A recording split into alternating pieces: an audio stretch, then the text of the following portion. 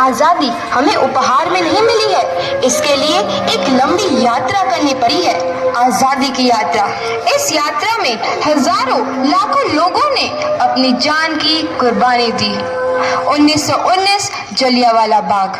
आज हमारी बैसाखी का दिन है, लेकिन पूरा पंजाब बैसाखी नहीं मनाएगा। हम सब बैसाखी नहीं मनाएंगे।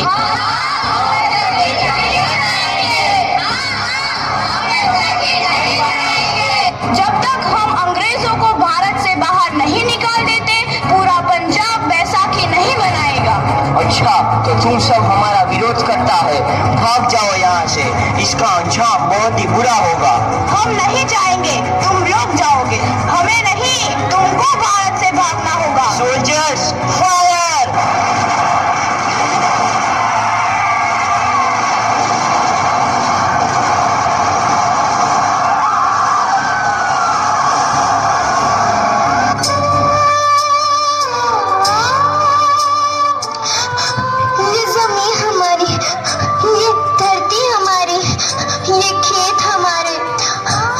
थोड़ी देर पहले हमारी ये फसलें लहरा रही थी, पर इन अंग्रेजों ने हमारी फसलें बर्बाद कर दी।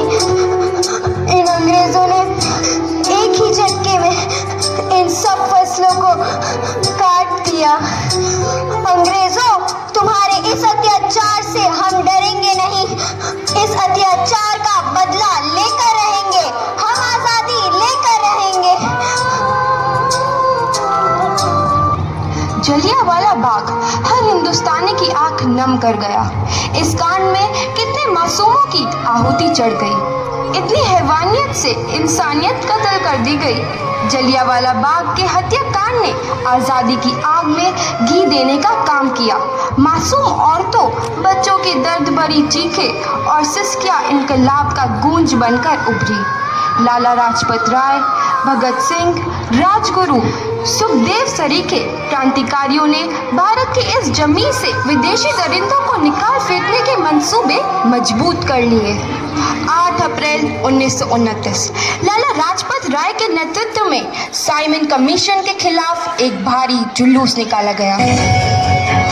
साइमन कमीशन वापस जाओ, साइमन कमीशन वापस जाओ, साइमन कमीशन वापस जाओ, साइमन कमीशन वापस जाओ, साइमन कमीशन वापस जाओ, Simon commission go back, Simon commission go back, Simon commission go back, Simon commission go back.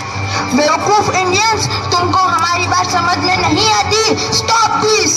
Simon commission go back. नहीं मानता। आई से स्टॉप दिस। लाला जी, आप आगे बढ़ो, हम आपके साथ हैं। लाला जी, संघर्ष करो, हम आपके साथ हैं। लाला जी, संघर्ष करो, हम आपके साथ हैं। लाठीचार्ज करो!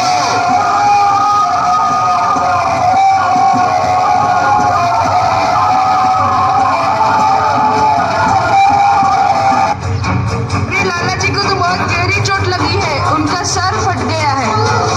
मेरे शरीर में लगी एक एक लाठी अंग्रेजी सरकार के कफन में कील का काम करेगी। ये आजादी की लड़ाई रुकनी नहीं चाहिए। ये जिम्मेदारी मैं तुम सबको सौंप कर जा रहा हूँ। लाला लाजपत राय की दर्दनाक मौत के बाद भगत सिंह, सुखदेव, राजगुरु वतन के इन मतवालों के खून में ऐसा उबाल आया जिसका सामना करना अंग्रेजी सरकार के लिए मुश्किल हो गया। अंग्रेजों को करारा जवाब देने के लिए स्कॉट और सैंडर्स को मारने की रूपरेखा रची गई।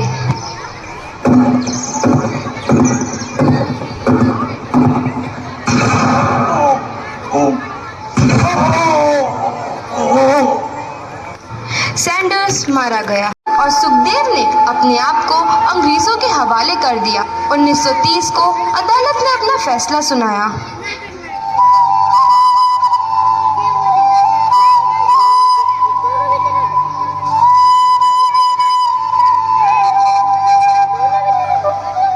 मुलजिम भगत सिंह, मुलजिम राजगुरु, मुलजिम सुखदेव को दफ़ा 121 और दफ़ा 302 के तहत ये अदालत तीनों को मुजरिम करार देती है। और इस गुस्ताखी के लिए ये अदालत इन तीनों को सजाए मौत की सजा सुनाती है। सरफरोशी की तमन्ना अब हमारे दिल में है, देखना है जोर कितना बाजुए कातिल में है।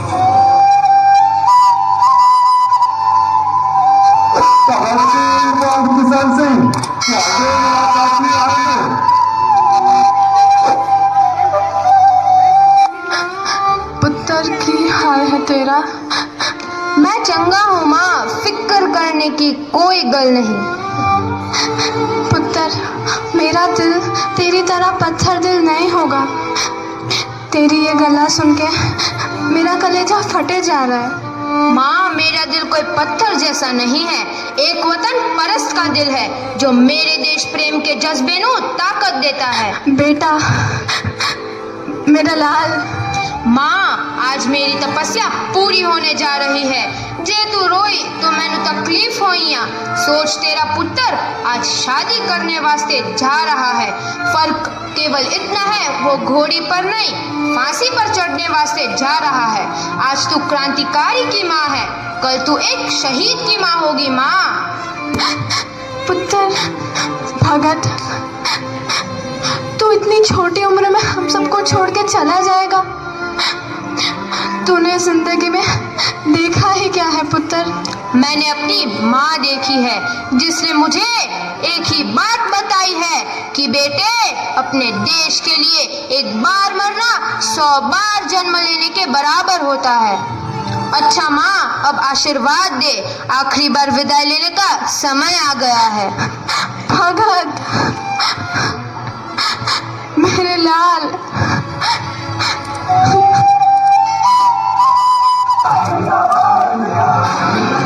भगत सिंह, तुम्हारी कोई आखिरी ख्वाहिश?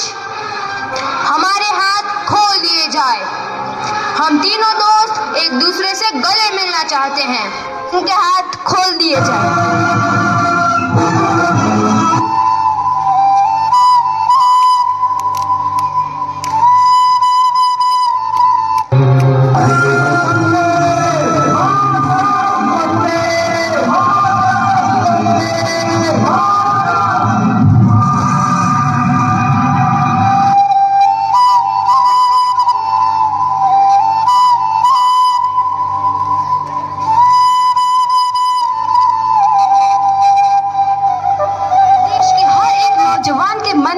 आजादी की नई उमंग हिलोरे लेने लगी। अंग्रेजों भारत छोड़ो का नारा जोर पकड़ रहा था। सबने एक आजाद भारत का सपना देखना आरंभ कर दिया था। हर कोई अपने अपने ढंग से इस महायज्ञ में अपनी आहुति दे रहा था। सुभाष चंद्र बोस, रानी लक्ष्मीबाई, तात्या टोपे और मंगल पांडे जैसे शहीदों की कुर्बानी रंग लाई। 15 अगस्त 1947 को भारत आजाद हुआ।